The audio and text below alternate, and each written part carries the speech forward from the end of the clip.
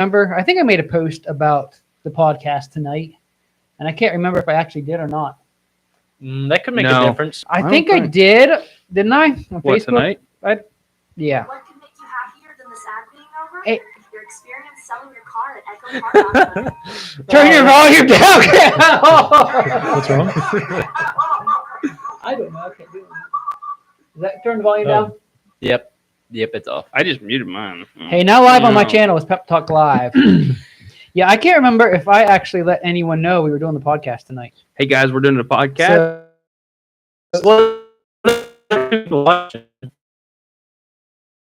It was a joke. Probably should make a post because Good idea. Say it's about to start. it is started. Mama Darn it. sang tenor. Let's see here. I know I meant to make a post about having the podcast tonight. I'm pretty sure I did. Wait. That- We have begun. Hey, people's joining in. We got 5. All right, so I think I did leave a post here about it, so I think we're good to go. Let it begin. Let it begin. We are close enough to 9 o'clock, so welcome to Pep Talk Live, episode 9. We have no specific topic for tonight. We're just going to talk about whatever. So a lot of this podcast is going to be dependent on people joining in and joining in the conversation, so we have something to talk about. I'm pretty sure we could probably keep going enough by ourselves. We usually end up like a half hour over. So. Yeah, we're pretty good, but so right off the bat, does anybody have anything to talk about to get started? Wow, we're up to 8. Great. Dan, we just discovered 5 minutes ago that Carnes Equipment, where Dan works, had a little bit of an accident. Dan, fill us in for what happened there. Guess a drunk driver backed through the side showroom. So it's crazy. Twice. He did it twice. Twice. Backed in, must have pulled forward, backed in again, took out a bunch of machines you guys had sitting there in the garage up against the window. Yeah, I'm not sure how bad it is. I mean, they had moved stuff around, but I know they pulled machines in for the storm that we had. So, So you had like all your machines stored in there, and somebody just ran right in through them. Yep. So I've already said the Appalachian Mountain Rider says first dibs on any scratch and dent sales they have going on in machines there. So we'll see. I call dibs on a dirt bike at least. Dirt bike? You have a dirt bike. Yeah, but Cheapskate. you could always I'm upgrade. I'm the one you I need guys an are always upgrade. trying to convince into buying a dirt bike. It's true. Yeah, let him have one. This is going to be Jason's chance to finally get us a dirt bike. My chance to finally get a dirt bike and hurt myself on it. Yes. Hey, They're not as bad as you think. As long as you have it on footage, then we're good. Yeah. As long as it's a smaller dirt bike, I'd probably be fine, like a 250. You should really buy one of Be those fine. KO 140s. Greg's over there like, where's my coffee? They got those KO 250s. They got the air cooled one, and then they have the Thank liquid you. cooled one. I think the air cooled one's like $3,500 brand new. Hey, coffee It's a mugs says 250. keep on riding. 250. So, anything new power sports related in your guys' What up, lives? Milton? Well, I'm getting ready to rebuild a clutch in the Rhino. You've gone rebuild the clutch Yeah. in the Rhino. You've got still your Kodiak, which you got right before winter. You haven't got many miles on that because you haven't had the weather to ride. No, we haven't had the weather to ride, so it's been sitting. Wow, Just man, consider- we have. It's just been cold. And we finally thought we were taking a turn. We've had some beautiful days. It was sunny.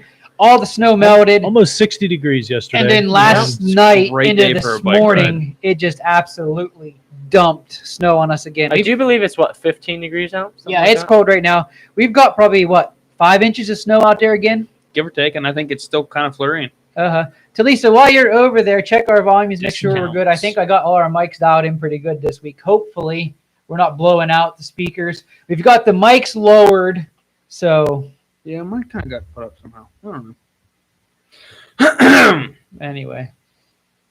So, anything to talk about? Milton or Mr. Orange, that was a joke there. I'm not going to repeat that. The guy's counselor was so good he died, so we don't care. I got it. Finally broke out the four-wheeler.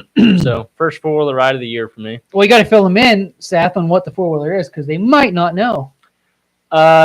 This is probably the most ridden thing that I've ever had by far, like thousands of miles on it. And Dan has experienced quite a few of those awesome miles as well. I don't know if I'd say awesome.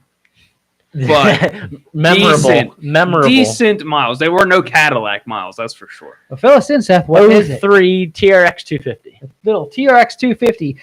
You've had it on the channel before. Some of my early videos you've been on. Yeah, a lot of your videos are probably the first 2 years of your channel. It's probably been on a lot. Yeah.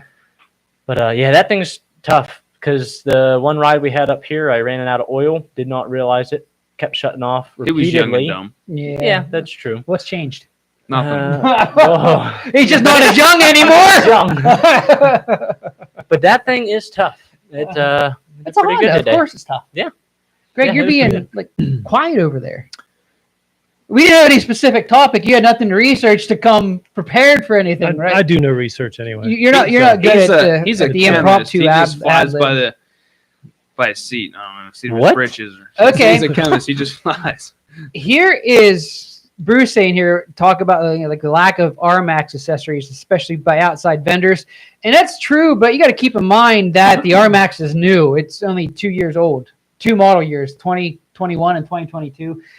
Things are starting to come, so hopefully we'll see more here in a few years. But what do you really need with the Rmax? Not a whole lot. That's probably. I think probably what people is after is there's no big deficiencies. They got a really cool cab system on those. I mean, they're really nice cab systems. But I'm probably as far as like upper doors, storage accessories.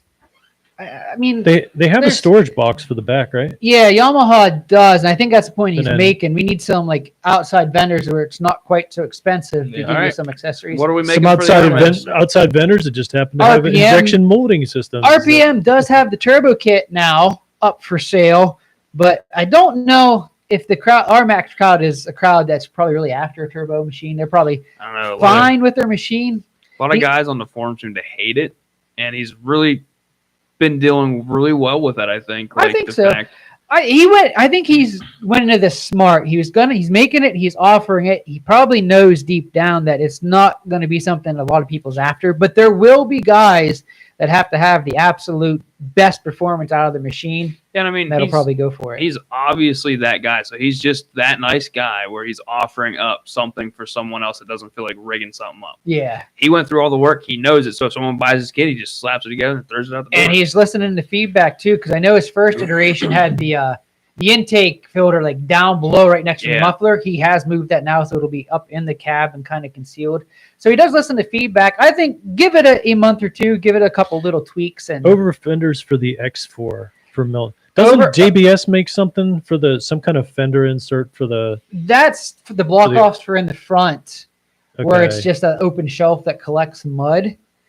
And I don't think there's much as far as over fenders. There's factory Yamaha ones for the X4, and I know Mudbusters makes some for the Rmax. They may make them for the X4, but the ones for the Rmax 4-seater look awful because of the way the fenders are slanted like this.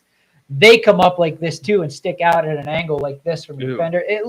The front ones look really nice and sweet, but the rear ones look pretty bad. What all did you have on the X4? Accessories. I had the factory fender flares and over flares or whatever it's called. So, and that was all stock. But there's no blaring deficiencies. In the Rmax, not the Rmax, really. No, it's a pretty good machine right from it's a great machine. So, I mean, power is very, very good. For a 4-seater, it's a lot of fun. Mm-hmm. It is. It's, in my opinion, the best 4-seater out there right now because it's not about. No, it doesn't have the power of your Mavic X3 or Polaris Pro 4-seaters, but it is maneuverable. It's comfy. It rides good. It's the best 4-seater out there right now, in my opinion. Yeah, I don't know. The Polaris and the Can-Ams and stuff, they're so long. They're bigger than a pickup truck. I mean, let's be honest. They're just way too big. Mundane Mechanic, I haven't installed the Koyo power steering motor on a P500 or seen it, but I will tell you that pretty much all the power steering units for the 500, they're all identical. I have the Easy Steer. It's the exact same as the Tusk. They're all the same, pretty much just with a different sticker on there. So I thought about putting power steering on the old Rhino. Mm-hmm. Well, that would be. It's not a bad idea. You thought about it, but it's not a bad idea. You're getting up there in age. You just need a little extra help, you know. Well, you're 12. You're not overly built now. I would have said. No, I'm older than 12. I may act. You may act like you're 12, but you're. Come on. Raging Rhino could have benefited from our power steering because it's putting out a Yeah. lot more power. Oh You're yeah, 12, you're 12. that had a lot of torque steer. Yeah. Whenever you're into the power, yeah. But yeah, Monday Mechanic, they're pretty much all the systems are all pretty much the same. So I'm sure it's the Koyo is the same as the Tusk, the Easy Steer. So The motor out of a 2005 Saturn Ion. Controller adjustment from eBay. Okay, so you're kind of making your own power steering kit. Oh, okay. Okay, so putting a Saturn power engine. steering motor, Yeah, right? yes. I thought he meant the yes. engine. Okay, Hi, Troy. I was like, But I mean, if you want to, yeah, forget transplanting the Pioneer 1000 motor or something. I'm going Right. straight on it. I'm going straight Saturn Ion. And I may have recalled some people 94 horsepower. doing that, making their own power steering systems, but I'm not 100% sure in that. So, how you doing, Gabriel? Jordan? yeah, I missed you too, Gabriel. Welcome to the podcast. Again, this is Pep Talk Live, episode 9, but we're coming into this episode topicless and just kind of talking about whatever you guys want to talk about. So, If you can get power steering for $100, you did pretty good. yeah, because all the kits out That's there are, I think, up $600 around or $600 $700 now. They Yeah. started right around $5 when I bought And mine. And they've gone up 16. since this right now. since the inflation thing started. It's probably We're not going up going down that hole. We're every not going snap down of my in- fingers. is We're gonna going break up. out Right. into a song now. So that's No, we don't want to embarrass ourselves and get everyone to. Anybody want to start complaining Oh. about the? Okay, guys, we got to share this. We found the awesomest sound. Seth, demonstrate for us. Hopefully that's not blowing your guys' speakers up. We discovered this as we were testing here tonight to set up. So Troy got new shocks for his Pioneer 500. What What'd did you you get? go with? What'd you get, Troy? Ooh. Hopefully they're Walker Evans. But Ooh. Walker Evans are a way to go. a lot of guys put Elkas on too and say they're good. 814s are very good. There's lots of good shocks out there. I can't find Walker Evans for the Kodiak though. No, They don't make them for that. they probably I don't think. make them. Looks I don't like even. you're gonna It's have to all make 'em. it's all Elka. I found Elka. I mean, Elka. Elka's a great shock. Elka's a good of course, shock, yeah. But, And Elka has. Do they have the different stages for the Kodiak? stage Or is it- one was around $1,200. Stage 3 was like $1,500. What's the differences in stages? Stage 1 is the first stage, and stage 3 is the third stage. Thank No, you, no, genius. He's a chemist. Okay. No, On a stage, side stage note, one. Stage one are no reservoir shocks, and they have better valving and better springing and they're built to your weight, so they're gonna be Ooh. a lot better. Yeah. Stage Motor. 3 have reservoirs. and have And- usually like at least a compression. I think stage Compression 3 and are rebound just adjustable, Compression yeah. and rebound, and then you get up like stage 5 is full high speed compression, low speed compression. Yeah, more and, adjustability. and I read Yeah. their stage 3s contain a lot of the same elements that the stage 5s have. So Yeah. I mean, stage 3 I would say best bang for the buck. I mean, Yeah. probably transform your machine. Troy got the 814s, and 814 is a good company. They're actually a local company to us in Phillipsburg. That's about Oh. 20 minutes for me. Yeah, it's not far. So Walker Evans are 16 weeks, huh? yeah, I know Walker Boy. Evans were out. We're out quite a Wow. long ways, but again, we're still living in the COVID supply, so we got a lot I of don't waiting know around and about stuff. that too. now. Well, yeah, I don't Okay, buy all that now. we're still living in the excuse of Yeah. The excuse anyway. COVID, yeah. Yeah. So Gabriel said talk about the new motocross bike from Honda. This would have went along perfectly. I with am last month. so excited about this thing coming out. I just can't believe it's real. I've been waiting for it for so long. If you guys don't know, the last podcast topic we talked about electric vehicles coming to the power sport industry, and ironically, then Honda just last week dropped their new e-dirt bike. I gotta look this up. So Seth, you can look I've that up. been Throw doing us in that. some information I've been trying on to it. find this thing. So I'm just not a dirt bike guy. I'm Nah. not a dirt bike guy. Ah, We ain't either. He So must- these he's never guys, ridden these one. guys are trying to get me to become a dirt bike guy, but I can't even find the black. But the woman laying down there is keeping me safe, which I appreciate. So she kind of Keeping you alive. She's keeping me alive, especially in my old age. So, I had a birthday this week. Did I had a you? birthday this week, guys. Happy birthday. Don't say my head, No. my age, because I want to see how old I look. You guys that are joining us, comment here. How old do you think I turned? I'll give you a hint. He's No, about no 50. hints. No, no, I'm not. A hit mid-level Okay. crisis level. You're- so on a side note, On side note, you can guess his age and guess my age. Yeah, we'll see. Who do you think is older? Yeah, Gabriel, that's what you're saying. $600 for power steering is, like I said, when I first got my Pioneer 500 in 2016, I got power steering shortly thereafter, and it was right around $500. So $100 or so isn't too bad. But I think I actually got mine on sale for 400 and some bucks. Do you remember, Talisa? It was right around $500, but anyway. So There it is. you found it. Find us some specs on that bike. I still have yet to get my TV integrated into this live stream so we can put stuff up for you guys, but I do plan on doing that eventually. So let's talk about spark plugs. Spark for plugs? a second. Let's talk about spark plugs. I've been running an iridium spark plug. Mm-hmm. You know, with the. No way. I certainly have. No way. I certainly have. I can't believe you would go that way. Oh my The- word. I've been running an iridium spark plug. Do you think it offers any performance increase over like an OEM? I have seen firsthand that it does. It does. My Wolverine X4 stock plugs are just your typical, Mhm. whatever typical spark plugs are.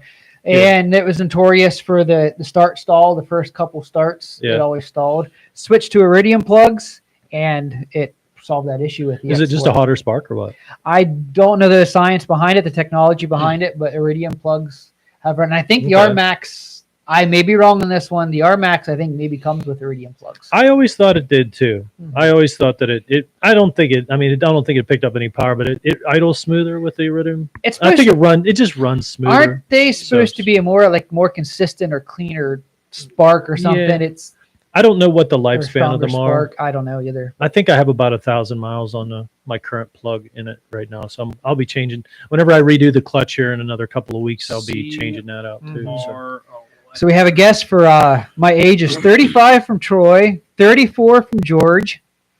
And keep these coming, guys. I know we got a lot more here watching. Milton, what's your guess? What's my age? I know you're still with us here. So to the Honda bike, this is just through cycleworld.com. This is specs on the Um, Honda e-bike. This is just like not like real specific specs here, but it says they're going to keep the horsepower to 22 kilowatts, which is about 30 horsepower, Mhm. which is Kind of pretty low. Yeah. Not gonna lie. But then it's 238 pounds, It's a nice which they're light saying bike. is light, which, Is about average. yeah, I think that's about the same as pretty much all the other bikes. So. What is the actual physical size of this? Is this more? I think it's geared more as far as a youth bike, isn't it? I Or is don't it an believe- adult bike? I think it's about based off the size of like the 250. Okay, so It's it not is- even on their website. I'm gonna put that out there. It's You not don't, on you don't see it on No, there. no, it's not. No. So it might not be actually out There there. is YouTube videos supposedly of the new reveal of it. So I'm gonna look up the 250 here since you're looking up the electric bike. And I guarantee you that electric bike's gonna be. And while you guys are doing that, somebody asked how Mighty Mouse was running. Any problems with blow by? Zero problems, zero issues with it so far. I have to have several hundred miles on it now, Talisa. We've been running it for a good solid year. Pretty close to it. So they got it back together. I got all the tuning and stuff figured out. Hasn't been that long. But once I put the good turbo on there, we've had zero issues. It's been running good. Zero smoke, zero blow by. All my seals are good.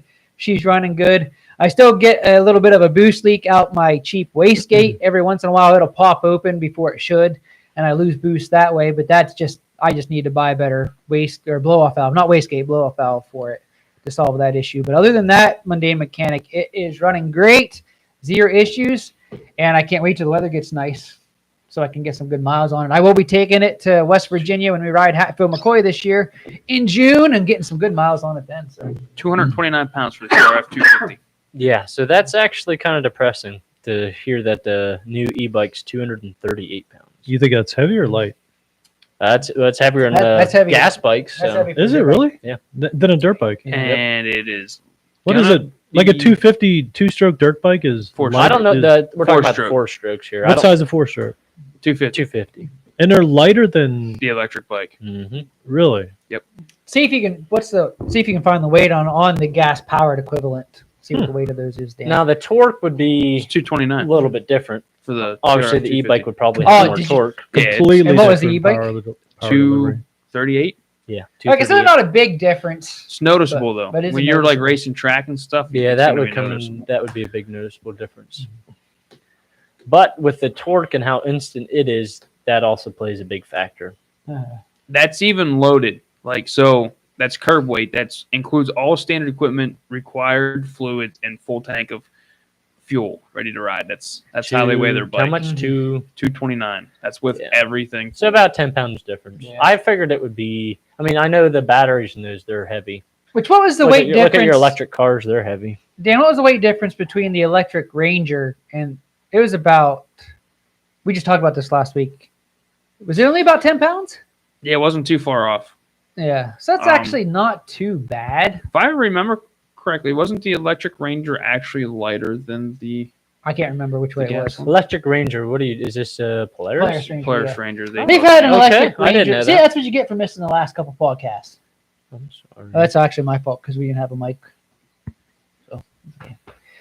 By the way, if you guys didn't notice, Seth is back this week. Hello. You guys are listening to the podcast version here after the live feed. Seth is back because I finally got set up for 4 people.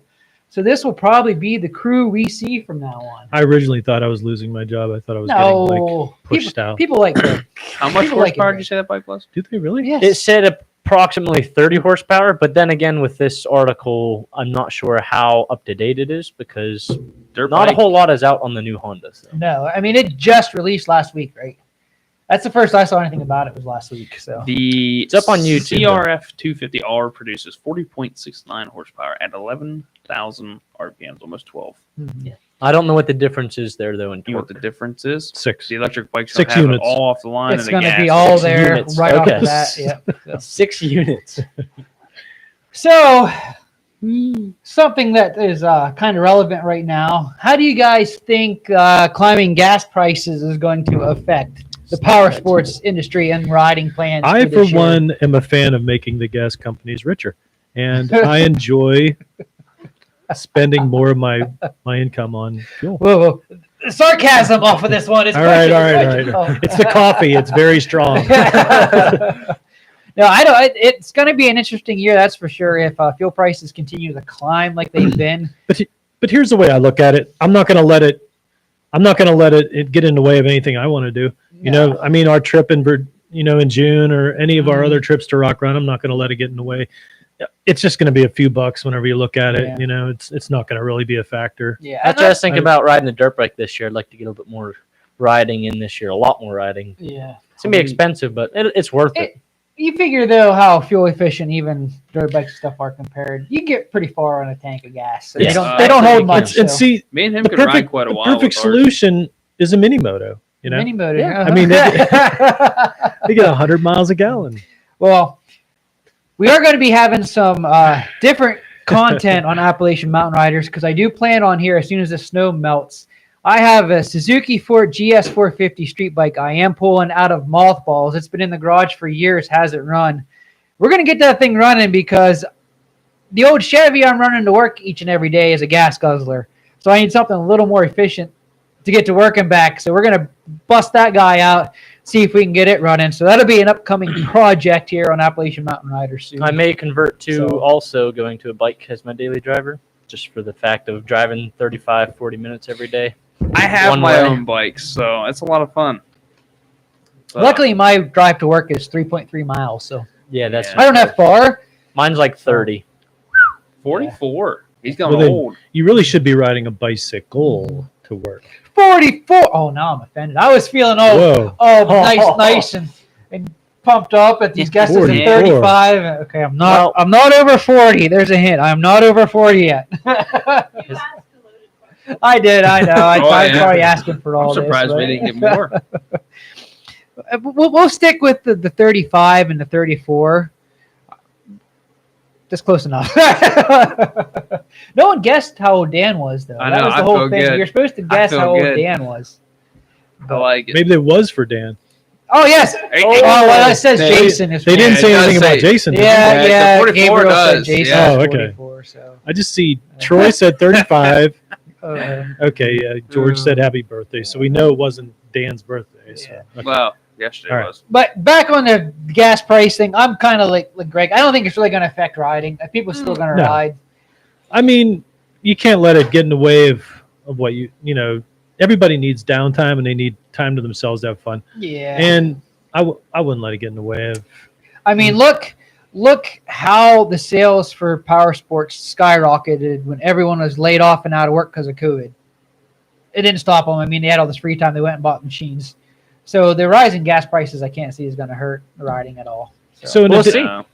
Because if it goes up to like $7-8 a gallon, it might start making a difference. Well, I mean, let's You be just- honest. If it we'll goes do that it. much, they're probably going to start riding their side by sides and stuff. To Yeah, work. we're just going to completely disobey all laws. Well, because if it goes up to $7 or $8 an hour, we probably have some societal issues then too. Yeah. An hour?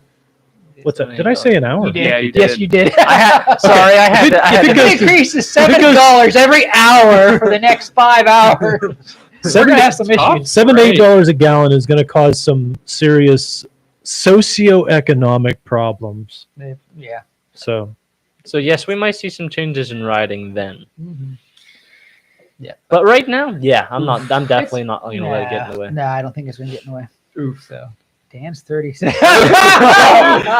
Oh, come on, guys. Dan, Take the 36. hint of his Yes. hat being backwards. I mean, that takes off a He's couple years. just trying to throw everyone off, so don't let that fool you. I mean, look at his shirt. You got to show him your shirt there. stalls Kirby. out in a creek crossing. It's a short probably, right, Jason? What are we looking at here? Milton says that his son's 450 Grizzly stalls in a creek crossing. That's probably a short. Yeah, I would Okay. check like in your spark plug wire, like your coil wire first, because chances are that would be the first place. That would be. I'm trying to think of the wiring harness of my Grizzlies. That is probably the most exposed wire. Probably the best place to start is in Yeah, the 'cause coil those are wire. probably a plastic cap over the spark plug on those. Yeah. So you get water So and I that would probably check shorten their itself out. first dialect grease in your plug or your spark plug cap, and start from there. See if that fixes the issue. That's a lot of wire in these Grizzlies to track. It's only 450 though, so I'm not so sure on those. But I'd start with the spark plug wire. The I had a coil wire. Nissan pickup truck that every time it rained, it would miss a lot. Mhm. Dad Never said the could same figure thing. never could figure out what was going on with Same that thing. same truck. Dad had a It was brand like a new Nissan. 90s. It was like Yeah. a 90s pickup truck, and we could never figure out what was going on with that. I took it in a bunch of times, and they could never figure it out. It's got Huh. wet. Huh. That's what I mean- Dad said. He bought his from the dealership, and he goes, he took it back like 6 times, and they wouldn't do anything with it, so he just parked it in their front yard, and out he went. Left it there. Learn something new So okay about a then. Nissan. All right Okay, then. I'm not saying Nissans are bad. I'm just saying that That specific That's- truck would do that. no, that truck was absolutely rock solid, reliable. Other than that, the only time I ever had trouble with it was when it rained, I like and the, I never worried about it stranding me. But like, it would miss in the rain sometimes. Not consistently, but it was definitely caused by water. Put it that way. Troy. We So- are still actually planning on making a ride trek. This is why Greg keeps trying to talk me into the mini moto because he wants to do a mini moto overland. Who wants to see a mini moto camp? Ooh, you I'm brought not- it up again. I don't know about break. overland. I mean, I'd be up for it, Yeah. but just like a 1 or 2 night overland. That's all you thing. need, just yeah. an out and back trip.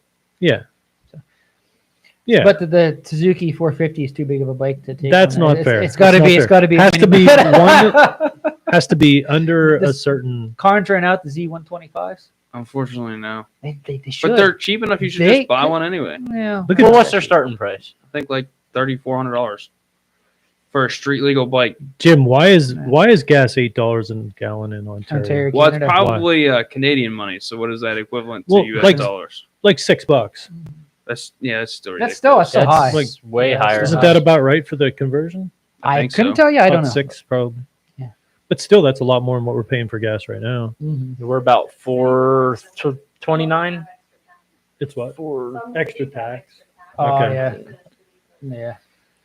California. One of the sales reps we have lives in Actually, 2 of them live in California. What did they say gas was up there? It was like 5. It's about $6 in California. Right Yeah, now. it was like 5.80 something a gallon right now. say California, and then Pennsylvania is the next highest with the Yeah, gas tax, isn't it? Yep. Lucky us. if you talk to anyone, people I even play video games with, everyone is cheaper cheaper than what we are. It's ridiculous. Oh well. That's a bummer. Yeah, that's a bummer. Yeah, we're running out of things to talk about already because we don't have a specific topic. Come on, guys. No, we're not. Fuel our Let's not talk conversation about it. here. What can we talk about? That's a bummer. Greg's, you excited for the trip in June? I Pat McCoy. am stoked. Dan's I really planning am. on I coming- love these trips. I really do. Yeah. Dan, I you're look planning on forward to 'em. coming, right? Yeah, I haven't Are you been coming, told I Seth? wasn't allowed. Yet, I so gotta find out how much vacation days I have left. I'm just gonna throw myself you in need the one back to. of the You need box 3 trailer, days, and that's you it. won't even know I'm there. I know. I don't know if I have that many left. Gabriel, you hit it right on the money. Dan is 14. Wait, not how he acts. Utah's $5 a gallon. Yeah, it's mid fours here now. So I got diesel in the Dodge on last Sunday, and I paid $5.22 for diesel. And Cool. I'm sure that's up now. It's probably getting up close to $6. diesel is $5.50, $5.45 yesterday. Yeah.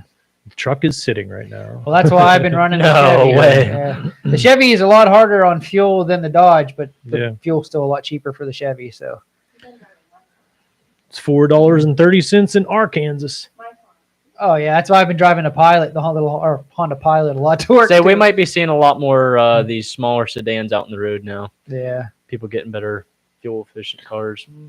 420. I mean, they're really close to what we are. 420, Yeah. 430. We're for what? 435 for gas. I think 440, 439 and 439 is due, boys, at least. Okay, Troy has a very good question here. Suspension in the P500, is it worth the money to upgrade the stock shocks? Can I answer Which that one? brand is preferred? Yes. It is very much so important to upgrade those. They are terrible. Was it? And this is Pat- coming from a guy that he didn't own the machine. He's not obligated to say anything about it, but from experience, Dan, it had stock shocks on it when we took it to Hatfield, did it not? yes, no, I had Walker Evans. I had the Walker Evans in, Yeah, it was. but I did not have the long travel. It was rough then, but then you ride it with the long travel, and it was way smoother. But before that, if we would have took it to Hatfield McCoy with the stock shocks, it would have bounced us right off the trail. It might be okay if you do like an hour ride, but once you get into like 3-4 plus hours, then you really start. My wife is sitting over there. She doesn't have a mic, but the difference between stock shocks after I got the Walker Evans, because you put a lot of miles on the 500 yourself. I was pretty It was a big difference. Yeah. I was pretty much in the same situation with my Rhino. The Yeah. stock shocks were horrendous, and I got those Walker Evans. Well, I got the sport shocks on her 1st, and then I commandeered those for the 12 Rhino, and they make such a good set of shocks. I mean, it's an expensive purchase, but they make such a big difference. It makes I mean, your ride it so will- much more enjoyable. It will transform that vehicle. I can go through, to give you an idea, I mean, I would have gotten, with the stock shocks, I'd have just gotten bounced out of the thing, with stock shocks going at decent speed. But now I can hit the rough stuff pretty much as fast as I want with those Walker Evans, and Yeah. it doesn't. The Walker Evans, where they shine, is the faster you go, the better they are. So for like the 500, if you don't want to spend the money on Walker Evans, my second choice would be to get 814s, get their Trail series. Okay. And they are much more tailored for just slow, easy crawling. They're cruel at crawling. But That's a very cruel topic. yeah, I'm even thinking of getting. Oh yeah, I'm gonna be putting a full set of skid plates on the Rhino, and I'm already thinking about shocks for it. So I don't know. And Troy, 100% ditch that sway bar on your 500. That machine is not fast enough to warrant having a sway bar on there. It's not going to make it any less stable than what it is now. I had mine off within the first month owning it and never looked back. I wonder what their logic was for it then. Safety. Just Well, it's the same reason why they installed it on the Rhinos after they first came out. Like the first or second year when everyone was rolling them, they added the sway bar, so that takes liability out of them. They mine have probably a sway also. bar now? I don't know if yours does. I honestly don't know. I'd have to It look. should. It should be in a 12. But Yeah. yeah, Troy, ditch the sway bar.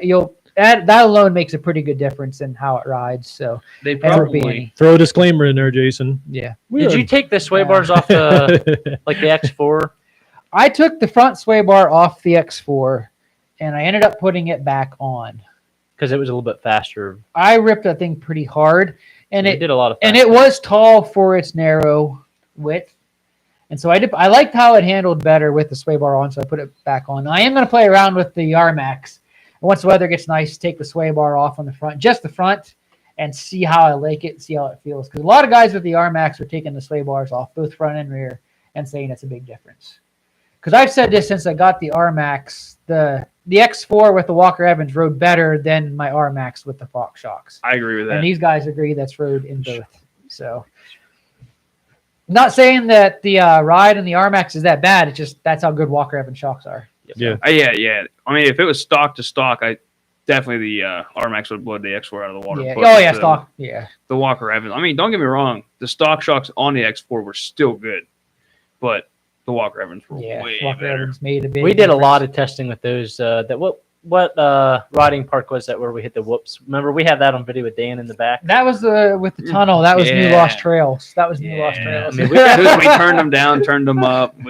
We did eventually We did get a it lot of dialed testing in, with but them. the first that we hit that, Seth and I's in the front. It's like, wow, this is amazing. Dan's back there just, whoa, whoa, whoa. I'm catching stuff flying past my head and everything. It's like holding toolboxes. So if you guys haven't seen that video, go find it on my channel. It's Definitely New worth Lost Trails. I think it's the second video in that. It might have been the first, but it's hilarious. We don't have. we had those turned up because it was I had them. Or No, turned I had down them turned because- down, and that was the problem. They and were it too started soft. bucking real hard. really bucked. It felt like someone punched me in the gut like 30 times by the time we got the whole way across. Yeah, me and Jason were It loving the was- ride. I mean, the way the shocks were set up in the front, it rode so smooth. That is the only thing with. Yeah, we put you in the back and he took it easy going through there. It's like, well, we had the come shocks adjusted by then too. on. Yeah. But that's the only bad thing with the X4 and the Rmax being the shorter wheelbase machines. The rear seats is right over the rear tires, and so they feel. You feel a lot more. I would- Oh, you the feel bumps. it all. I would buy an X2. Yeah. Oh yeah. It's a great. I liked them, Yeah. But and that's all I got to say about that. That's and all I got think to say the about travel that. trailer is a good idea, Milton. Yeah, Milton. As far as a way to pack up overlanding gear and stuff, we Yeah, I think- we covered this in a podcast Yes, a we while did. back. We talked. What was it? Was we talking about? I can't remember what the topic The was. top I think it accessories was or something like that? episode 5. I'm thinking. Don't quote me on that right at the top of the head. We talk a little bit about gear to take overlanding because we covered the whole thing about like what gear should you take riding for just a day ride, for like a several day ride, for an overlanding trip. You Backpacking. having an X4, as long as you don't need the back seats, obviously you can slide the rear seats up or take them clear out, and that should give you plenty of storage. But if you're using all 4 seats, then your space in the back is limited. So then a little travel trailer, if you plan on spending several nights, might be perfect. We could design a travel trailer and build it. Or even a roof rack system. There are some roof rack systems out there. Yeah, I don't know if I'd You like have a lot- the roof rack. You got a lot of idea. weight up high. and Yeah, it I adds don't a know lot about of that. height. And weight whenever you're on off camber stuff, that might be an issue. I don't know. Well, that even height the trails too. A lot of stuff you can Yeah. avoid. Yeah. Very true. Yeah. Yeah. I think the trailer would just be a cool idea because I mean, you could Yeah. build anything you want. You could put independent suspension on that thing. You can make it so it does. You don't even know it's back there. Yeah. I mean, it's And a small Crazy. one, the 850 X4 and the Rmax wouldn't have a hard time pulling several hundred pounds. They're They- rated for 2,000. So if I remember correctly, you did the trailer up the hill thing. with the Right. Wildcat, I didn't do it yet with the Rmax. So Didn't you're you do it with the X4? I Didn't don't you? think I did it with the X4. No, just the Wildcat. I am going to do it with the Rmax when I get to my review this spring of the Rmax. But the only one we've done it was with the Wildcat so far. so we're going overlanding, huh? All right. Yeah, sure. Right. Milton tire pressure does help quite a bit. So The owner of 814 Shocks, he will answer any question you He have. does. He will talk to you about absolutely nothing you need to know and tell you how a shock works. And he'll basically tell you how to build a shock if you really wanted to sit down and talk to him. What I need to do is I need to reach out to Craig and get him here on a podcast to talk about shocks because that man is very, very knowledgeable. Oh, I yeah. actually last summer met with him to try to work out some 814 shocks for the Rmax.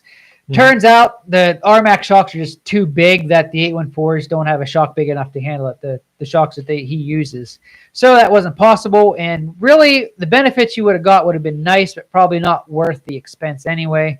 But he is a very knowledgeable man. We need to get him on the podcast here to talk about shocks. What are those Fox 2.0s on there? On the Rmax right Yeah. now? Yeah, Okay. that's what comes stock. And the 814 shocks are based off of a Fox 2.0. Yeah. So, I mean, he designed, how did he explain it to me? The Fox 2.0 is designed to be durable and have that longevity. His shocks were designed off of those shocks, but they were tuned to do more low speed traveling, and the 2.0s were designed to do higher. It was something in the works because of them possibly blowing the chambers out if they were set different. So that with his shocks, he adjusted all that, and with 2.0 Fox shocks, they're adjusted to be conservative, and his are just not. They're designed to do what they do, and so I mean they're direct bolt-on basically of the shock 2.0 or Fox 2.0s. So yeah, I should get him on for a podcast because he's very knowledgeable on Oh yeah, shocks. Yeah, we probably spent. I was there probably talking with him for about an hour. We spent 5 minutes looking at the shocks and the Rmax, and the rest he was just talking about shocks. And it's like, wow, this guy knows so much. It's crazy though. I mean, he basically built that company, but who's the other company that who's building them? Is it UMI or? I mean, it's his own company, but it's. Well, he takes the shocks, like you said. He tunes them and tweaks them for the applications he's selling them for. But I can't think. Not 100% him. No. He gets the shocks from someone. He tests them, does them tweaks, gives them tweaks back to this company, and then they make them. He was the shock guy for UMI Performance out of Phillipsburg also. Yeah. So he worked for them for a while and did their performance trucks for like their race cars and stuff like that. So and like rally trucks and whatnot or something like that. So he kind of knows all that. And Dan, you are right. I have pulled that trailer with the X4, but that was just around the yard to move it around. I never actually did any. Wow. performance Dan's to it. actually right this time. I just popped into my head. I have used the X4 to tow that. The same trailer, if you guys saw. Listen here, Barney. If you guys saw, that's an inside joke. We might have to have him show you it here in a little bit. If you guys saw the Wildcat trail review I did, I pulled that trailer. I've moved that same trailer around with the X4. But we're going to hook it up to the Rmax, max it out for 2,000 pounds, and do performance testing for the review for that. So I think Milton said he's pulled a 20-foot car hauler with his X4. That's a 2,000 plus pound trailer. Yeah, so that's a heavy trailer. No doubt it'll do it. But what do you think, Seth? I know you want to talk some more about dirt bikes. Let her eat. When you getting one? What do you think? Your personal feelings on that electric Honda dirt bike? Would I buy one? No, absolutely not. Probably really Facts expensive. before feelings. First of all, it's expensive. I like that. Yeah. And second of all, I think you would actually get annoyed with the fact of not having the feeling of the vibrations and the sound. You don't get near as much feedback out of electric as you would the gas. Plus, with the gas, I don't know. It's worked good for this long. Why change it? You no longer have the brap brap. You just have the. Yeah. What are you going to put in? You don't have brap. You don't have brap. You have. Do you guys remember the e-bike, the Prius commercial when they first came out? Wasn't it the guy out like making car noises? He's like, "Yeah, my car's like," and it's like, "What's your car make?" And the guy on the Prius, he's like. You guys remember that commercial? I remember that. You remember that commercial? Yes. So I just popped into my head. So yeah, e-bike. I wouldn't buy one. Would I like to ride one? Absolutely. I'd like to experience it. What's the MSRP? I believe the Husqvarna when it came out was like 14,000. What? I think for what? For a dirt bike? What are we talking for about? the Husqvarna e-bike. Was it? You're talking about 1,400? No, 14,000. 14,000? Okay, that's a problem. I think That's a problem. Yeah, that's they're what it was. really expensive Wow. because those were actually built good to that Honda. Yeah. I'd say it's based off of 150. By the way, the horsepower is on that. They didn't have a price listed for that Honda e-bike yet. It's did not they? even on their website. Yeah, it's No. not. Did you see this comment? We need some more time. Did you see this on that. comment by Troy that I guess people were complaining about the P520 not being assembled right? Yeah. And that's not on Honda, like he said. It's by some it's dealership. dealerships. It's the dealerships screwing up. Man, I think a lot of that probably has to do with a lack of knowledgeable workers working in the garages. Yeah, they're assembling just Well, stuff. you hiring figure- people they can to get Yeah. them out the door nowadays. you figure like these are probably not long-term employees that have been there a long time and have a Yeah. lot of experience. They're probably brand new employees they're that Probably are like just thrown college in kids. there. Yeah. They're Yeah. probably getting paid Yeah. more money than the older folks that's been there too. That's the sad part. Mhm. So It's all Dan, you saying since it's you're the all young buck, conspiracy, aren't you getting Dan. paid more than the old bucks that have been there? I get paid more than the mechanic does. the one old mechanic, I get paid more Dan's than ratting he out does. his own boy. workplace. Man. We'll cut that out. Cut that out. We can't. We're live, guys. We can't. I mean, it is what it is. I mean, anyone can tell anyone what they make it. Milton asked here, do they make them small enough for four-wheelers? You talking about the carts, They do. We actually have a little garden cart we use around the house, a little dump trailer. I don't know if that would work for overlanding. It would work for overlanding. So should we design an overlanding trailer out of aluminum? That would not be a bad idea. I've been actually sitting here running it. Should we not be talking about this on the air? And just keep us hush hush and go. When you see us in a month, we're gonna have a trailer produced, and you're gonna I think it would. I think out west it would sell pretty. It might sell AMR Overlander. Actually, I think that would work pretty good. You can make it big enough to put a bed in it, like a roll out like sleeping bag and stuff like that. It'd have to be aluminum. Turn it into like a micro camper. Yeah. But see, there's a company called Jumping Jack that already kind of does that. Well, with the Jacks that you have. With what? You have the one Jumping Jack. Yeah, he's talking about like rolling a small trailer behind the side by side and just making it like a micro camper, and they kind of. Jumping Jack kind of has that right now. For side by sides? No. For not specifically for side by side. I mean, we could make one that'd be an all aluminum frame that would be much lighter. That would be, not designed. It couldn't be anything. I don't think it wouldn't be designed to like 500 pounds. No. It'd be lighter than that. I would want it far lighter than that. You'd only want it a couple 100 pounds empty, so you could load it up because not all side by sides can handle 2,000 pounds like these bigger. And a lot of people are going to be towing them behind. 4-wheel drive quads and stuff too. You want it so it'll handle a 4-wheeler too. So I like that. Yeah, that sounds like a pretty good new invention there. Yeah. So when we're done here, guys, we're gonna hit the drawing board, make up some designs and some plans here. Yeah, that sounds good. Square tube, round tube. 814 can do the shocks for it. Yeah, get them on board. We actually probably have some Walker Evans laying around. I've got several. I've got 2 sets of Walker Evans. We'll use a torsion axle for clearance. That would probably be better, because then you don't have to do the axle in the middle. You could probably get it like a 500-pound capacity axle, torsion axle. Better stop talking. Quit. I was getting ready to say, shh, stop it. So my wife, who's sitting here, must have commented because we're ignoring her. We're not ignoring you. We have our headphones on. But she said, I would like to see a comparison with decimal, she said, but she meant decibel. Right? 0.0005? I'm not decimal? going to lie. The electric engines have a whine to them. They do have a pretty good whine. And if you go into a factory that has electric engines, you're supposed to wear earplugs because the whine of the electric engines is actually bad for your ears. What supplies would you take on your side-by-side if you're going on a week-long overlanding trip? I would take... We have a video on this. I would take a water filtration system, one that's you can get clean, fresh water from about any source. Life Straw. I would... Not a sponsor. That's it. I would just bring water. I would live off the land then. Yeah. No. All we need is a pocket knife and a box of matches. Or flint. No, flint. Flint. Pocket knife and flint, and that's it.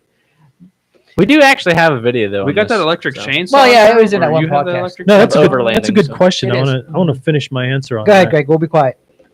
I didn't say that. As best as we can. Wait. No promises. Hold on. We'll be quiet as long as you do Barney. I would bring... I'm sorry, that's not Barney. Barney, I don't know what you're talking about.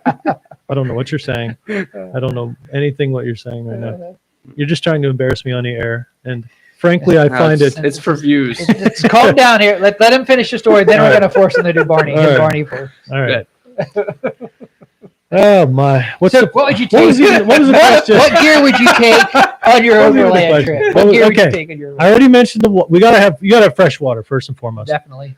I would think I would bring some freeze-dried meals. Some freeze-dried meals that are, the kind you can buy. I'm not even thinking straight now. The freeze-dried candy is pretty good. No. Yeah. I know what you're talking about. It's pretty the good kind stuff. You just add water to, boiling water to. Oh no, they already. Already have. Talisa, stick that up in front of the camera. But that just looks like a garden cart. It is. It's a solid That's axle. A garden cart. Closer. It's all washed out. But they do make it towable. It's $2,000. I bet you we can make one for $1,500. It could definitely be improved upon. Yeah, sorry, Troy. It looks like a milk Troy. pump. I'm trying to answer your question here, man. Sorry. Let's answer Troy's question. Go ahead. So you take some freeze-dried food, obviously. Freeze-dried food and water. Repairing kit too. Yes. Basic essentials for maintaining your vehicle. Maybe like an extra quart of oil. Tire plugs, definitely. Tire plugs, extra quart of oil, a couple extra air filters, air pump. It depends on what environment you're in too. If you're out west in a mild environment, I would bring I'd bring just like a backpacking tent or something small and light like that, and then a sleeping bag that's appropriate for the temperatures you're going to be in. And what else do you really need? One thing we other than that, talked about in the podcast where we talked about this is the easiest and most portable thing you can take for sleeping is a hammock, because you can put a hammock up almost anywhere. Yep. And So, anywhere that you can hang it from. Yeah, as long as you're not getting into heavy pouring rain, it would work great. So. Yeah, they made tarps. Yeah, they do make the hammocks with like the roofs now. So. I'd like to see one of those. I don't think I've seen one yet. I just wish there was a place to ride around here where we could actually do an overland trip. We could probably do it, but it wouldn't be we wouldn't be as going thrilling. Yeah, because we wouldn't be putting a lot of miles on. We'd probably just doing like a lot of circles and just spending the night somewhere. It's like, we're like 5 miles from I'm not this gonna lie, road. it'd still be kind of cool. It would be cool. It would be cool. We could probably do one where we camp out down there along the Anderson Creek, where we ride in the big mud holes. We could, yeah. I think we should do that as an experience, as like a Should do test, and then go do one that's an actual overland. Hey, I'm not opposed to traveling out west to go do one. Maybe wait till the gas prices go Yeah, down. we'll wait for the gas prices to come down. Yeah, for sure. Is that ever going to happen, though, Seth? Is the gas prices? Are we ever going to see $1 some a gallon again? No. I don't think so. Hey, Oh no, we're anything screwed. could happen. Yeah, it's fine. Yeah, we may get down into the threes again, but I can't see. Someday. I can't see it. So is that the end of our answer here for the overlanding? I mean, that's really the essentials. You Oh, Troy! don't- No, now I'm jealous because Troy asked because you got an overland trip this summer. So, are we invited?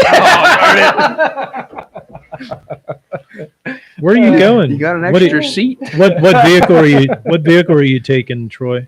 And where? And where? And Can I drive? can we go? yeah.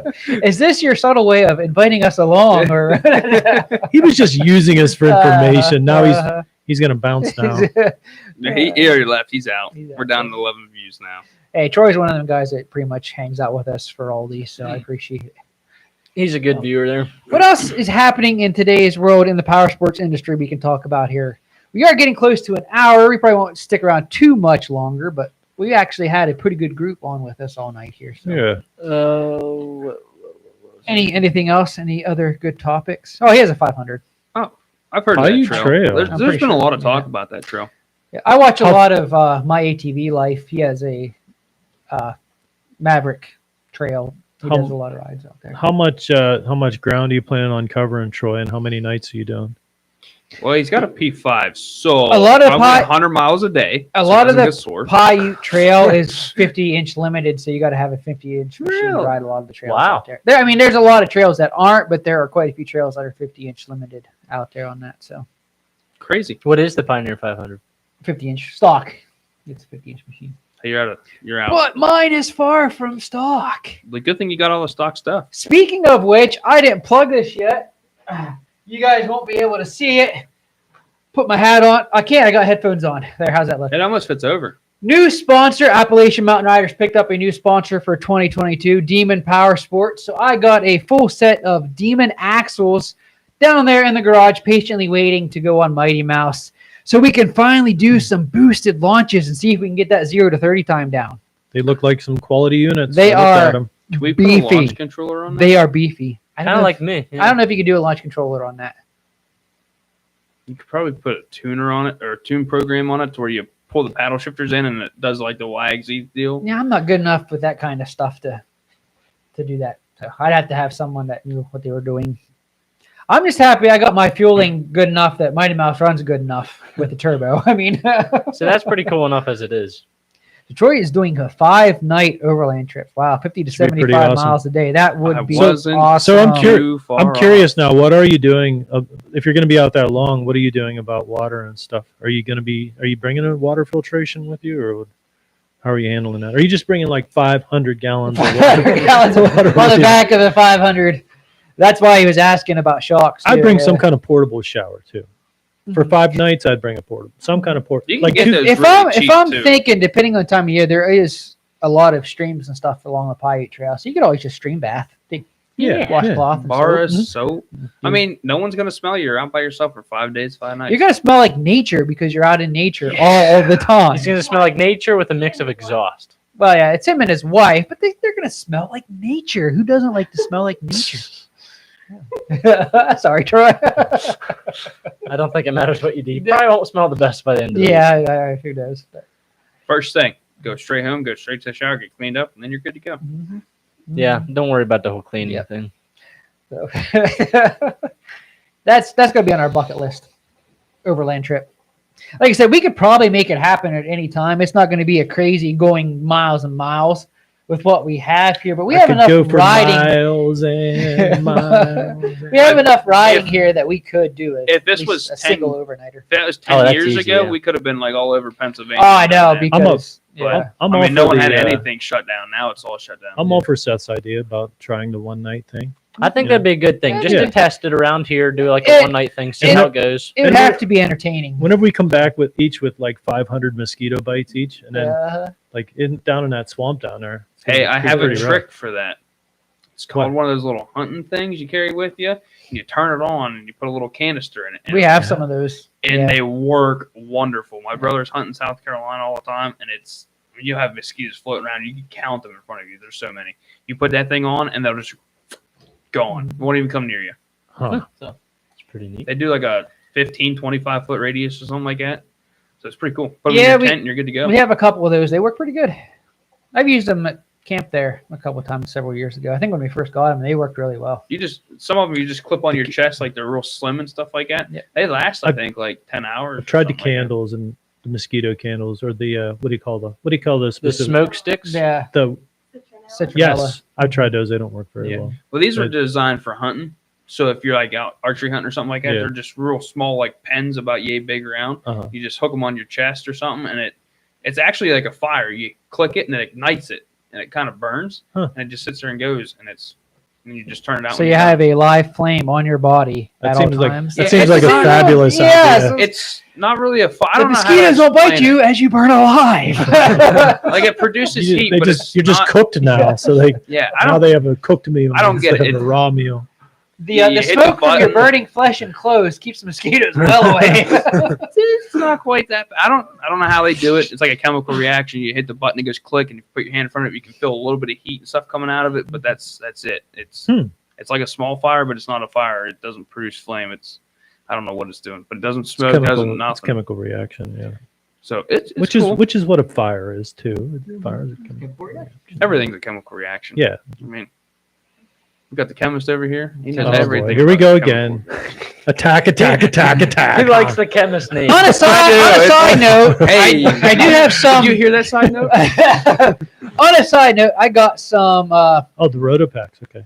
good videos gallons coming of up. water. I'll talk about here, planned here with the Rmax. If we ever get the weather, I was actually hoping to shoot some of those tonight before the podcast, and we got the big dump of snow. But we got some tuning for the Rmax. We got to do some videos on against stock machine. RPM's sending me their quieter muffler. We're gonna slap on there with some tuning to see what kind of an improvement we can get. And we got a performance sheaf. We're gonna put on the Rmax to see what kind of That's improvement exciting. that does.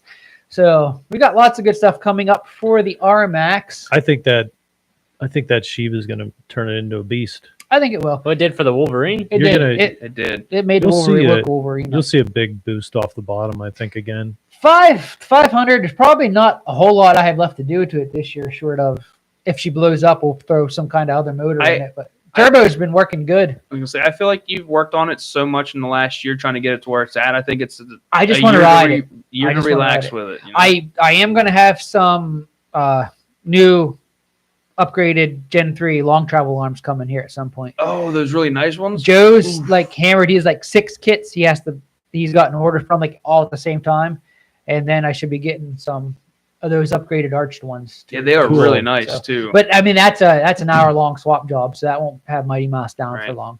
So I think this year we just need to get a lot of riding in with Mighty Mouse and that turbo and see how she holds up. Everyone loves Turbo Mighty Mouse, but everyone has the same question: what's it going to do to the dependability of it? So we got to get some miles on it to see see how she holds up in the long run. She'll be tested this year. I, for one, am very impressed with that. What you did with it.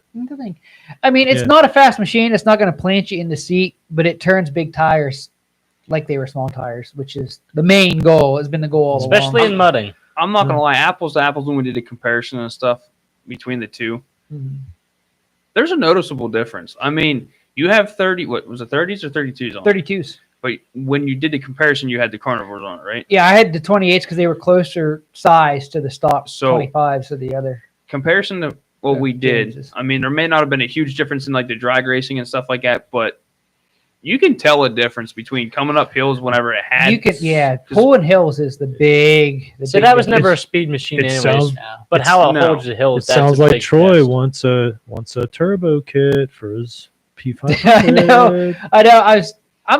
I just got to get the list put together. I've been saying that for a while now, but and you're running what, 7 pounds of boost? Yeah, 7 pounds. I've ran up to 12, but they didn't have the stock fuel system. Couldn't handle that. I was going way lean, but I mean, it seems I was okay at 10 when I unhooked my boost controller, so I don't have that fine adjustment. I could go 10 pounds. The stock system was fine, but when I changed out my springs and my wastegate to allow me to go up to 12, I just ran out of fuel because that's the day we had it at Rock Run. Remember, I had to swap out the spring at Rock Run because I was running out of fueling, and it was just dying on its face because I ran out of fuel. But I'm not a slow machine kind of person. I was impressed with how much it actually did. Yeah. So plus, once you heard it in person, it was worth it. That blow off valve just makes it all worth it. The biggest difference, visual difference, is that hill climb. Whenever you went up it. You can climb it as fast as my Rhino. I was on the 32s, and it went right up that hill that time. Because that's the one that freaked my wife out because she thought I had both front wheels off of the I hit that bump. She thought I was going down over backwards, that big steep one. Yeah. And the last time I had gone up that, I was only on the 27s, and I was in low gear, struggling to come up. I wonder why your front end did get so light. You're in 4-wheel drive, right? Yeah. I wonder if it's because the bigger tires on. You're already your weight balance is different or something. It could be, and I hit that rock and bounced it too, so but that was the big part. I think the next thing you do to that would be building like a cool rock cage. Like you said about building like a rock crawler and slow crawler. I think a cool cage to help make it look like a rock bouncer type deal thing would benefit from like an exo cage that kind of wraps. I have the software to do that if you want to do that. You have the pipe bender too that I don't have that would allow. Probably be the last thing I think you could do without actually like physically tearing it apart and making it not what it is. Yeah. So which would be involved with like implanting some kind of outrageous motor in it. Okay, so right now it's still a Pioneer 500. Yeah, it's still a Pioneer 500, and that's I even had suggested, and asked this question to a lot of you guys. Do you want to see me put a bigger motor in it? And everyone's like, no, keep it. It's a Pioneer 500. Keep it. See how much you can get out of the little motor. Yeah, if you wanted more, buy the 700 or 1000. I may eventually end up putting the 520 top end on it, just for a little bit more displacement. See how that does with the turbo, but. That we'll wait. We'll see how just the turbo does with this. He has a really good question because if I remember correctly, that's how we broke your axle at Hatfield McCoy. Well, that was before you put it on, right? That was after. Was it? But you didn't. What did they tell you? You didn't have to put, but you had to still put it in. No, that was my own stupidity. Okay. So. Because I got the torque locker like the week before. But it was the demo version. It wasn't the. But when I pulled my axle out of the stock diff before I even installed the torque locker, I actually separated the CV joint or where the axle goes into the diff cup. I pulled it out because I sheared the pin off, and I didn't realize that. So that was my fault when I went to install it, to just yanking the axle out. And when I put it back in, that pin wasn't in there to hold the axle in, and so as I rode and it flexed, it popped out and then got wedged in there. I knew there was something to that because if he's putting one in there, he probably needs to know that. But I have had no issues with the torque locker. Some guys have a hard time, for some reason, getting the axles out of the torque locker once it's installed, like if you have to replace an axle. And torque locker actually put a service bulletin where the C-clip on the end of your axle that goes into the diff, they tell you now to squeeze that a little tighter so it doesn't catch as bad, because that's what gets hung up. And I've never had that issue with mine. But we'll see how these demon axles do. But I do what Torque Locker says to do when I squeeze them little C-clips before I put them in, and mine's always popped right back out. And I have one of the first production runs of the Torque Locker, the final. So that's really the only issue that anyone's ever had with the Torque Locker, as far as I know, is just axles getting hung up and being hard to remove. Which isn't anything new. I mean, the Razors and the Can-Ams and the Kawasaki's have those sealed diffs. Mm-hmm. So every time you put an axle in one of those, and most people don't grease them, they just put them in dry or whatever else. And I mean, they're not moving, they're not coming in and out. They're once you push them in, they're where they're at. But they get filled up with mud and stuff. And being that they're a sealed diff, it lets all the mud go in the axle housing part, and it gets stuck, and you can't get them out because the mud and stuff gets caked in there. So you have to beat them with a hammer to get them out. So I mean, that's for that to get stuck is kind of just common. Yeah, that's kind of a thing that happened. Milton asked here if the programmers, like the plug and play programmers, are worth it. I think I've shown they are. When I put the Power Commander on Mighty Mouse before I turboed it, did it shave a full second off my 0 to 30 time? I can't remember. I think it did. And it made a big difference. I never got around to testing. I put the programmer on the Wolverine X4 too and had it tuned. And it made a big difference, but I never got to do any videos with it because I drowned it before we got to doing any of that and then traded it in on the Rmax. But yeah, they make a good difference. If anything, the nice thing that the programmers do usually is they lower like your temperature that your fan kick in for your cooling, so it runs it cooler, runs smoother. Most machines from the factory, especially Yamaha and Honda, come from the factory running pretty lean, and the programmers will help richen that up a little bit so they run better, which is good for longevity and dependability. So yeah, the plug and play, they're expensive, but I think they're definitely worth it. If it's a machine you plan on keeping in the long run, then it's worth the money to just for them couple benefits. George wants to know if there's any change gas mileage with the turbo. I'd say absolutely yes, because you're putting boost in there, more boost, more fuel. And yeah. So I haven't been on any really long trips to really measure it, but it has to definitely be using more fuel because I am running a lot richer. Yeah. Well, I mean, you're putting boost in there, so it's going to be putting more fuel in. So it's right now it's not enough that I can tell in the long run. Just breaking up a bunch of short trips. Yeah. The test will be here in June when we hit Hatfield McCoy. Yeah, because we're going to put a lot more miles. We're going to put a lot of miles on in a day, so we'll be able to test the gas mileage out. Hopefully, we get up around 200 to 300 miles for the trip. And try to remind me. I'll make sure to clear my trip meter so we can actually test it and check it. Hey, don't forget to clear your trip meter. Thanks, Dan. I'll remember. Thanks. That does not release you from liability closer time while we're there. Okay. Just so you know. All right. Back to the programmer thing. They're a little bit different than like a pickup truck. You have to pay for your tunes. Like if you get extra tunes and stuff like that, you have to pay people to do them and stuff. And if you get a DynoJet, I don't know if you knew this or not, but if you get on DynoJet's website and you put in your year and everything, your vehicle information, some vehicles have maybe 10 tunes on their website. Some have maybe 50 tunes on their website. They're all free. You can download any one of those you want that anyone else had done. So if you've done something to your machine someone else did, they already have a tune for it. You don't have to worry about trying to get someone to tune it. You can just download that tune. They already usually have most of that stuff done. Because basically you pay for the device, which is the big cost, and you pay for the license, which then allows you to tune it, and then pretty much the tunes they offer for free. I had a Nissan Frontier that I put a tuner on. I put a premium fuel only tune on it. Night and day difference on that truck. I've put the tuner on pretty much every truck and vehicle I've owned. It really did make a difference in that truck. It wasn't just like, it was definitely noticeable. Oh, sorry to bore you, Dan. I'm just waiting for Barney. This is late. 9 o'clock was a late start for us.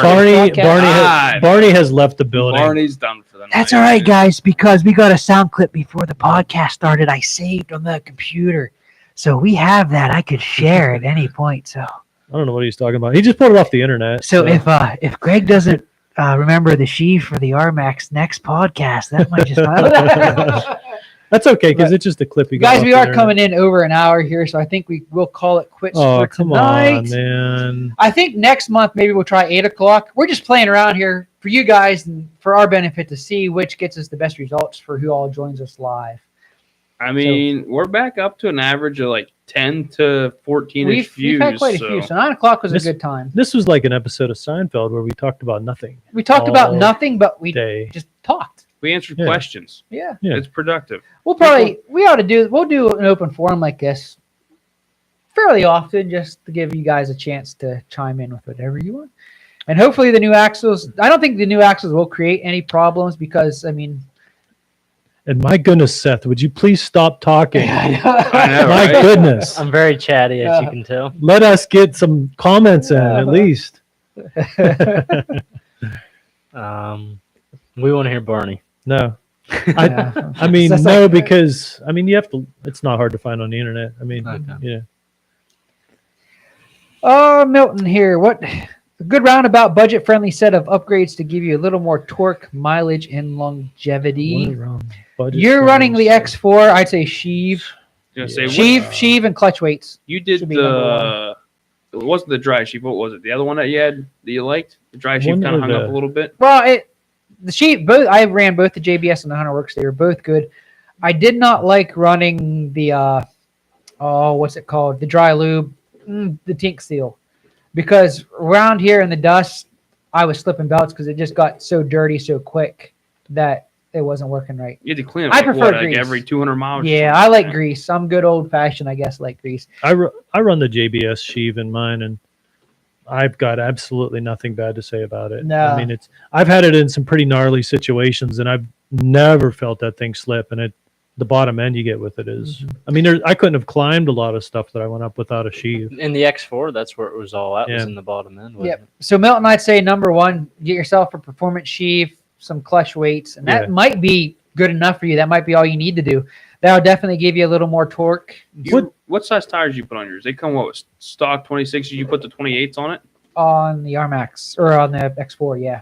And that made a decent difference. I mean, it was nice, nicer riding, I think, with the bigger tires on it. Yeah. Does the Rmax have a similar air filter design than the X4? It's identical. It's identical. It's identical. That is the way to go for an air filtration system. You have 1,000 miles on there, and I don't think you've cleaned the air filter. I haven't. It needs clean. It's due for cleaning. But the nice thing, that paper filter underneath is like spotless. It's spotless. That's the nice thing. It's a foam filter with a paper filter secondary. See, I brought I think 3 or 4 extra filters with us, and we put about 120 miles on in Virginia last year, and I think I used 2 filters. I go about 100 miles and I have to change filters. Yeah.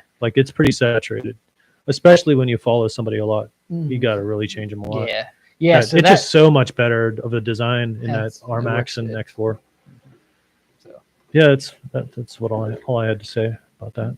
That's all I got to say about that. So Milton, go with the sheave first. If you still need a little more, then I'd say go with a Dyno Jet. Go with the Power Vision 3. And it acts as a wakes it up quite a bit. Yeah, longevity. That's why I mentioned the air filter, is just to keep an eye on that. Keep good clean air going into it, and it'll last long. Maintenance is key. Oil change. Speaking of which, the Rmax is probably due for another one. I got to hit 1,000 miles. I probably have to do That's another thing with my Rhino. It carries such little oil. It only carries 2.3 quarts. So 150 miles, you better be changing the oil in that thing because it, yeah. Mm-hmm. Troy's still using my pantyhose pre-filter. So am I, Troy. Hey, it works good. It works good. That makes an excellent pre-filter. It works good and it's cheap. Why not? Excellent pre-filter. Is that for the P5? Yeah. I had it in the end of my snorkel. Oh yeah. But I guess I have revamped it, and I actually put a oiled foam filter inside that little canister filter that I'm running now with the turbo for a pre-filter. So, but 28 is a perfect size tire, I think, for the X4. That's what I had in mind. 28 carnivores. They fit stock. They don't rob enough power to where you really feel it. And it's good. So. I mean, it got it off the ground noticeably because if I remember correctly, hitting ruts and stuff, you could feel it hitting. And when you put the bigger tires on it, it was not near as bad. Every time you went through a rut or something, you didn't feel it just hit bottom. Yep. So, all right, guys. I am getting sleepy. I think we will call it quits for this podcast. I hope you guys enjoyed the open forum night tonight. Like I said, we'll do this every once in a while just to change it up a little bit. Next month, we'll have a designated topic. I'm not sure what that is yet. So you guys keep an eye out on Facebook for what that topic will be, and I'll post it on YouTube as well, so you guys know what we'll be talking about. But thanks for joining in with us tonight, guys. I think we're all going to get ready to go to bed. Yeah. Sound good? You guys have a great. Absolutely. You guys have a Sounds great good. night. Sound good. So we'll see you guys next time on the podcast, and I'm not sure what I have lined up this week for a video, but it'll be something. So again, thanks for watching. Appreciate you guys stopping in and all your support. Thank you guys for coming tonight. We got the full crew now. This will probably be the faces you see every month from now on, since we're set up for it. My wife, how was our audio tonight? Was we good? Not blowing out the speakers and stuff? Wow. I think we're going to do that. That just comes no matter natural. what. I just am naturally loud. Just like I'm naturally good looking. And for you guys that stuck around with us, I will now reveal my true age. Oh, I was waiting for that. 38. I turned 38 this week. So Wow. that's how old I am. They were close. Well, not Hard. quite 40. They're pretty close. They So were close. we'll look pretty close my age, I guess. Dan, you want to reveal your age since we had a guess? A whole whopping 24. So Yeah. you were 10 years off. Dan is on only that 14. 24. It's a beard. It's a rugged beard. It makes you look rugged. I'll take it. Yeah. So. The quality of this year all washed out anyway. Yeah, you are. The lighting and stuff. Again, guys, thank you for joining in, and we shall see you on the next one. Are we gonna end Yes. Zoom? Okay, so let's start this over. Thanks for joining in, guys, and until next time, Keep on riding. End stream. See you guys. Keep on sliding. Keep on.